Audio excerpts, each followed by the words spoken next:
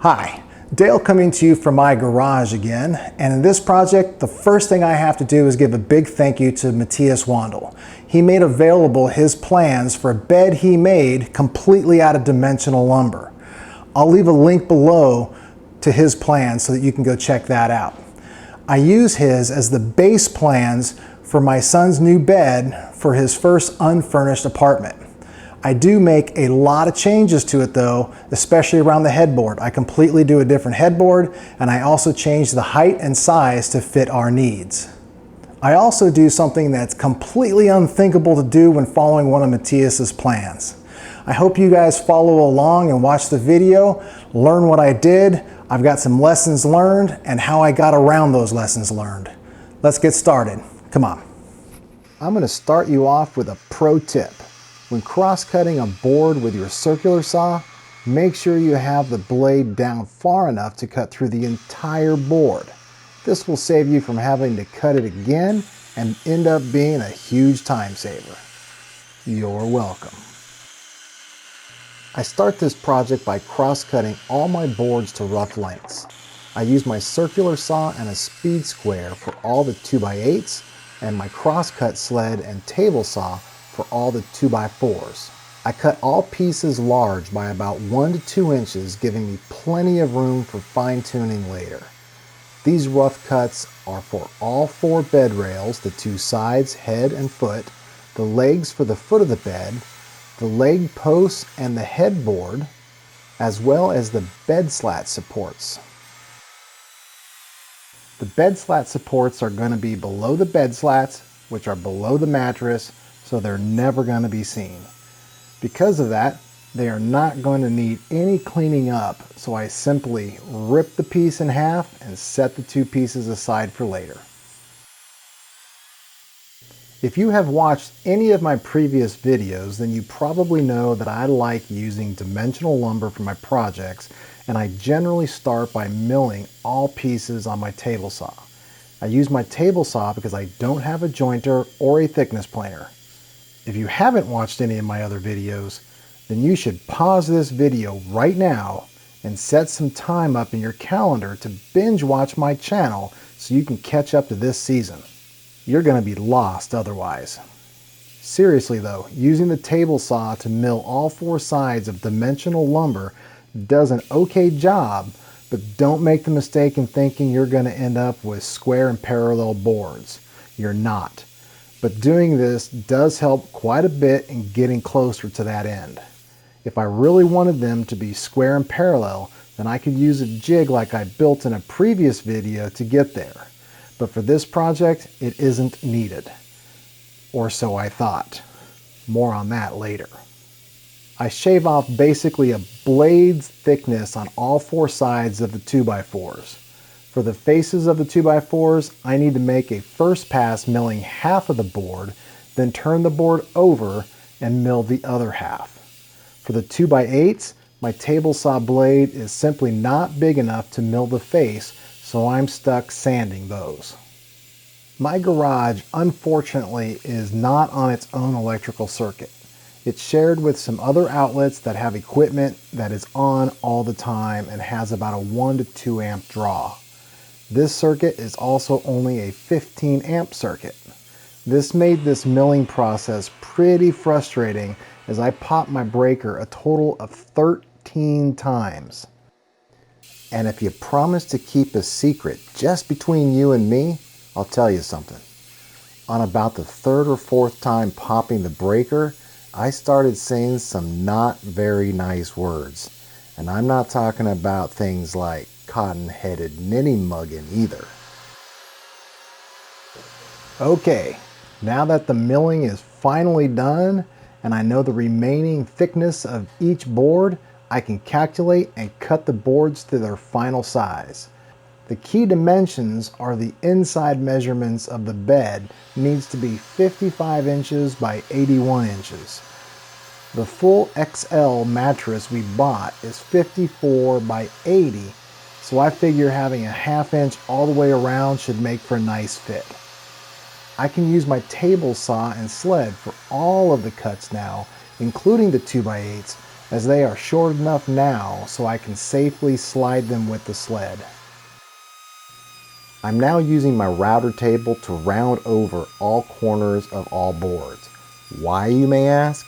Well, here's another lesson learned and how I worked around it. In other projects where I milled down dimensional lumber, I didn't have to worry about the boards being perfectly square and parallel because I was not joining them together. This project I am. I'm gluing the 2x4s together to essentially make 4x4s. Since my table saw could not cut through the entire face of the boards in one cut, I had to flip the boards over to finish the cut. Some of these boards had minor cups and twists, so the faces did not end up perfectly flat on all the boards. Gluing them together would have left a very noticeable gap. With my deadline fast approaching and there not being enough time for me to sand them all flat, I decided to embrace the corners and make them a design element. Now with all the boards rounded over in the corner, it hides the fact that they're not flat and actually adds a pretty nice decorative element. The 2x8s were always going to get rounded over anyways, as those are the rails of the bed and rounded edges will make it much more comfortable getting in and out of the bed. All of the bed frame pieces are finally cut to size and ready for gluing. I'm gluing shorter pieces to longer pieces, essentially making lap joints for the legs at the foot of the bed and a dado for the legs at the head of the bed. My son wanted 18 inches of clearance beneath the bed, so all legs get an 18-inch piece glued to the bottom of the legs, which will support the bed rails. For the legs at the head of the bed, I use a piece of scrap rail board to leave the correct amount of space when gluing the top portion of the legs for the head of the bed. These legs are much taller as they will also be support for the headboard.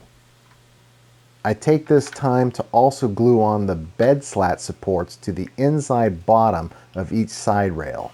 I don't have enough clamps to hold these in place, so I use my brand new cordless nail gun to drive in 2-inch 18-gauge nails to hold these boards together as the glue dries. While the glue is drying, I take this time to cut all the bed slats. I have 6 10-foot 2x6s. From each, I cut 2 54 3/4 inch pieces. I then rip all 12 of those boards in half to create 12 bed slats. These are not seen, so no reason to pretty them up. I did trim the corners a bit as they were pretty rough and I did not want to get splinters when assembling the bed. Next on the list is the headboard. This is where I go away from Matthias's plans and do my own. Start by cutting 2x6s for 2 25-inch pieces, which will be the stiles, and then rough cut 2 rail pieces at 44 inches. Just like the others, mill down the edges to make sides, leaving 5-inch wide boards. My table saw cannot mill the faces of these 2x6s, and I don't have a bandsaw, so my Jedi senses are seeing a whole lot of sanding in my future. Now that the headboard frame pieces are milled to their final width, I can cut the headboard rails to their final length. Rather than calculating and measuring, a much easier way to do this is to take the bed's frame piece that goes at the head of the bed and use that to measure. The headboard needs to be the same length, so take both stiles, the vertical pieces, and set them side by side on the bed's head rail. Whatever is left is the length of the headboard horizontal rail needs to be. Simply mark and cut, and now I know they are the exact correct length. Assembling the headboard frame, I'm using 1/2-inch dowels. Ever since I purchased these inexpensive doweling jigs, I've really fallen in love with them as they're easy to use and make for a very strong joint. They are as easy as lining up the boards, drawing a straight reference line, lining the jig to that line, and drilling the holes. Easy peasy.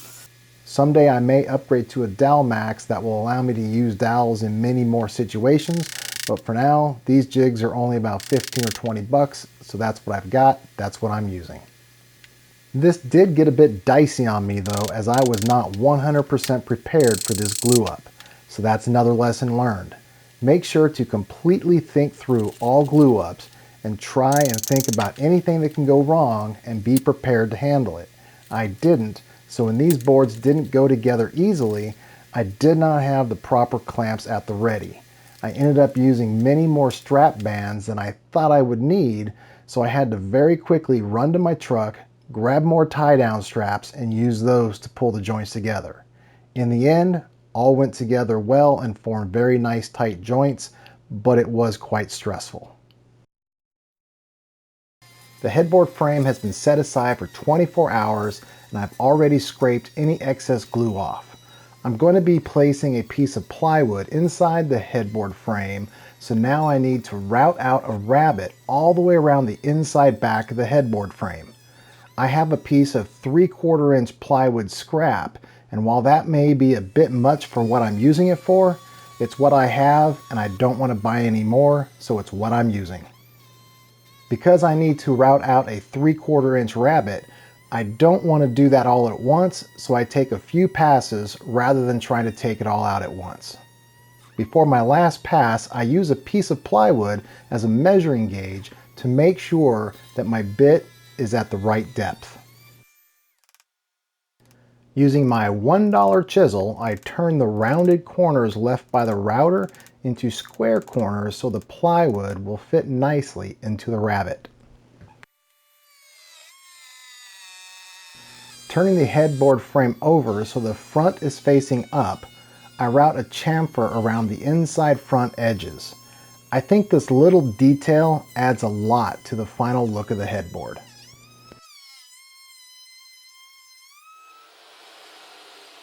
Now with the headboard frame complete, it's time to cut the plywood center.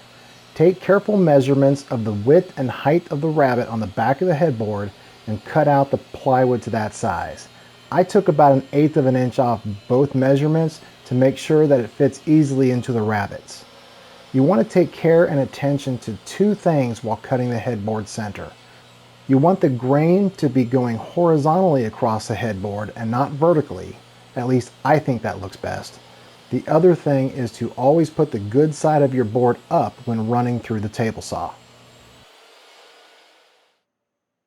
I need all of you to mark this date and time down as you are about to witness history.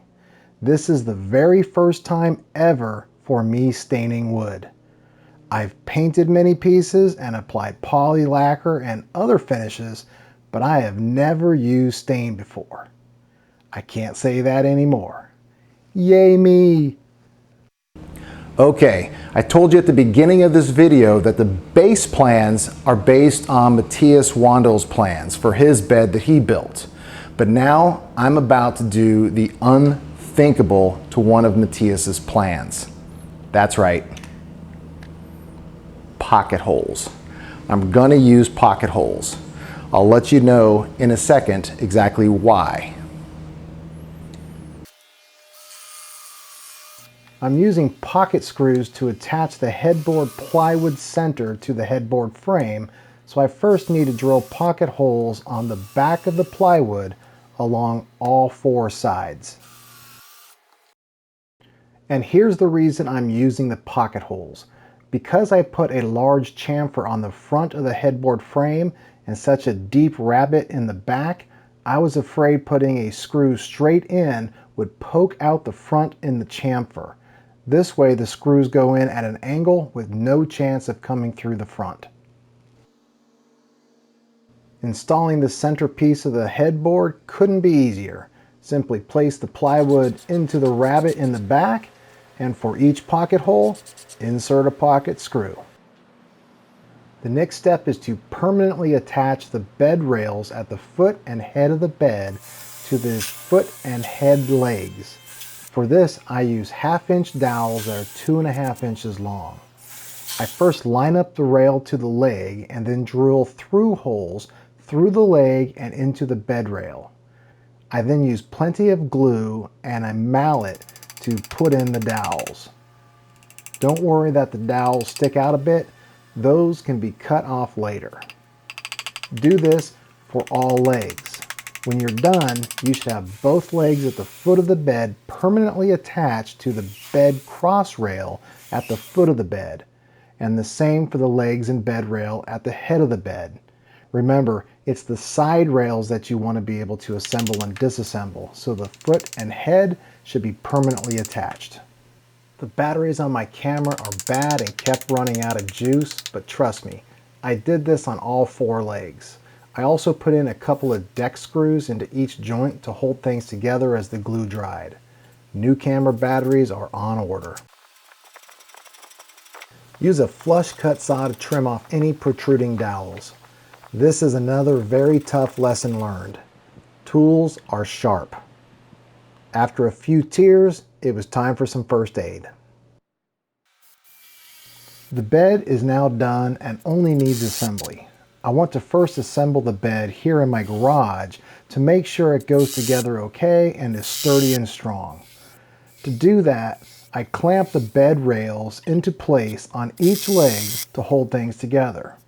Then pre-drill and countersink. For the foot legs, you'll do this from inside the bed frame. For the head legs, you'll do it from behind the head cross rail. 4 or 5 deck screws for each leg should do it. No glue, as I want this to be able to be disassembled for moving. A lot of woodworking YouTubers out there are having their kids in their videos, just playing in the background or climbing all over the newly built project. Well, here's my little guy climbing all over his new bed. He looks so happy. So we loaded up the truck and head to Macon, GA. College apartment, that is. Low rent, roommate needed. Now we just have to reassemble the bed in his room and slide the bed into its final place. It goes together just like before. Clamp everything to hold it in place and drive the screws in the pre-drilled holes from before. Add the bed slats and hope the measurements were correct as we place the mattress in place. A perfect fit.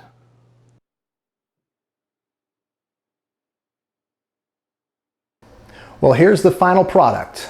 While I did change the design from the original design because the wood was so bowed, cupped, and twisted, I really like the way it came out. Perfect? No. But I like it and my son likes it, and that's what really counts. I do wish that I had a jointer or a planer to help flatten the wood. That would have really helped on this project.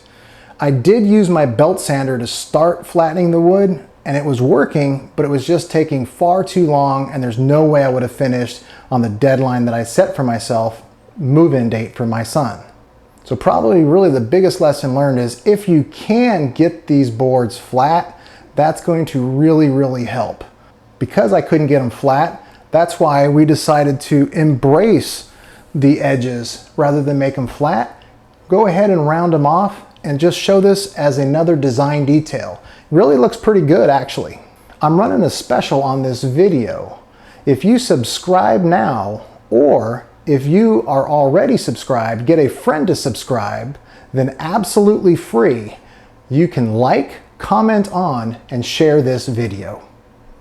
Until next time, see ya. Like father, like son.